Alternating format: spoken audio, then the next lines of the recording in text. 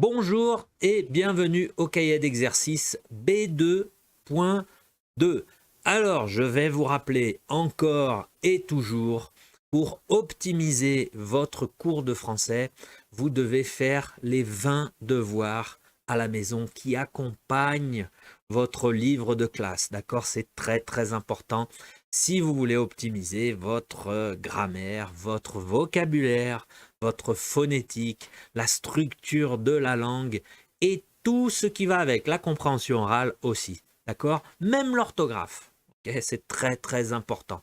Donc, je compte sur vous pour ces 20 devoirs. Nous allons commencer avec les instructions générales. C'est parti! Alors, les instructions générales, vous aurez besoin pour faire ces exercices de B2 de votre cahier d'activité B2. Ok? Si vous n'avez pas le cahier, pas de problème, vous pourrez accompagner tous les exercices sur l'écran. Donc ne vous inquiétez pas. D'un ordinateur ou tablette, étudier sur un téléphone portable n'est pas recommandé, c'est trop petit, c'est pas possible, d'accord? Donc ordinateur ou tablette, l'idéal ordinateur. Les écouteurs pour optimiser les compréhensions orales, feuille de papier, stylo ou crayon pour noter toutes vos réponses. Vous aurez besoin évidemment de focus et concentration tout le long de ces devoirs. Ok, voilà pour les instructions générales. Et aujourd'hui, c'est le devoir 15 de cette série, devoir à la maison B2.2. Et comme d'habitude, si vous êtes bien préparé, bien installé, tranquille, au calme et surtout bien concentré, on va pouvoir commencer ce devoir 15. C'est parti. Voilà, on commence avec l'exercice 3. Aujourd'hui, le thème, la description physique, un thème important, du vocabulaire important, encore et encore, et surtout beaucoup d'expressions. Vous allez apprendre beaucoup d'expressions ou revoir des expressions. C'est vraiment des expressions typiques, spécifiques, on va dire. D'accord? D'autres, certaines plus importantes que d'autres, mais vous allez voir. Hein. Alors là, ça va être difficile, hein, mais tentez d'essayer de répondre. Si vous ne savez pas, vous laissez, vous attendez la correction, tout simplement. Et vous allez apprendre dans la correction. C'est bon? Donc, la consigne de l'exercice 3. Dites à quelle partie du corps on fait référence dans les phrases suivantes. Donc ça vous aidera à déduire ou non la partie du corps sur les expressions que vous voyez dans les deux colonnes. Pas facile, hein? Quelquefois c'est facile, quelquefois... Non, c'est pas facile. Aucunes sont faciles. C'est tout difficile. D'accord? Ok, donc attendez la correction si vous ne savez pas. Ne vous inquiétez pas. Vidéo sur pause. Faites l'exercice ou pas. La correction juste après. C'est parti. Voilà, correction de l'exercice 3. Donc je commence. Ah, tout est là. D'accord. Donc A. Il est chauve. Il est chauve. Il n'a pas de cheveux. C'est le crâne. C'est le cuir chevelu. D'accord? B. Elle a le teint mat. C'est la peau.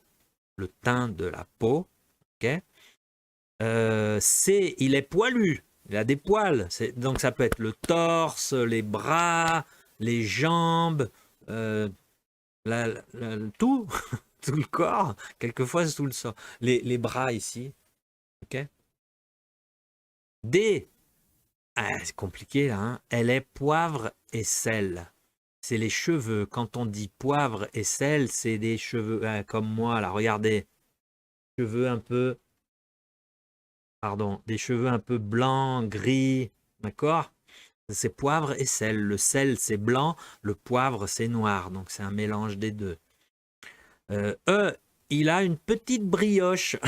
Qu'est-ce que c'est ça, une petite brioche? C'est un petit ventre. C'est le ventre, un peu gros, un peu pas gros, un peu rond, comme une brioche. Une brioche, c'est rond, ok?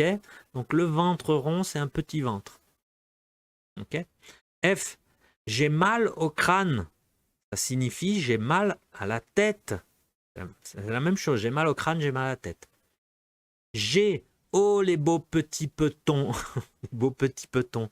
Peton, c'est un argot des pieds. C'est une équivalence des pieds. H. J'ai mal au bide. Bide, c'est généralement c'est le ventre.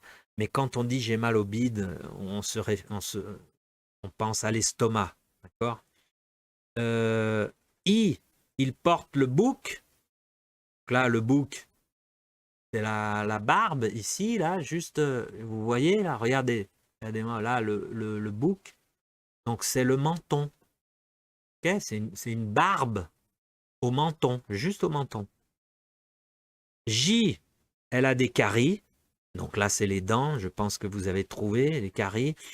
K, j'ai la migraine, là aussi.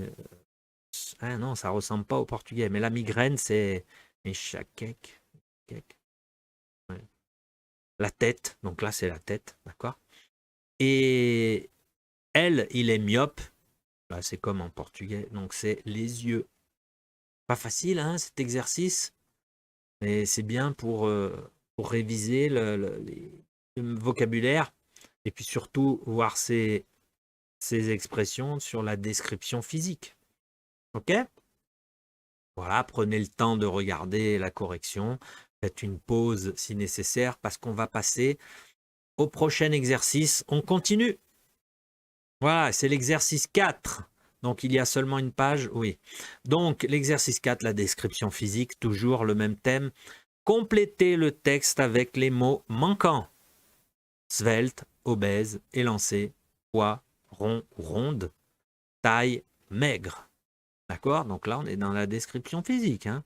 Vous complétez dans la logique du texte et la cohérence des phrases. Hein. D'accord? Donc, vidéo sur pause. Faites l'exercice 4, la correction juste après, c'est parti. Voilà, correction de l'exercice 4. Alors, je vous lis les réponses. En France, la taille moyenne pour les femmes est de 1,63 m et celle des hommes 1,75 m. Leur poids moyen continue d'augmenter. Un homme déclare peser actuellement 77 kg en moyenne et une femme 63 kg. Pour une personne grande et fine, on peut dire qu'elle est élancée. Élancée au masculin ou au féminin. Autre détail morphologique. Pour une personne qui est très grosse et qui a des problèmes de santé, on dit qu'elle est obèse. Pour quelqu'un qui n'est pas mince et un peu gros, on peut dire qu'elle est ronde.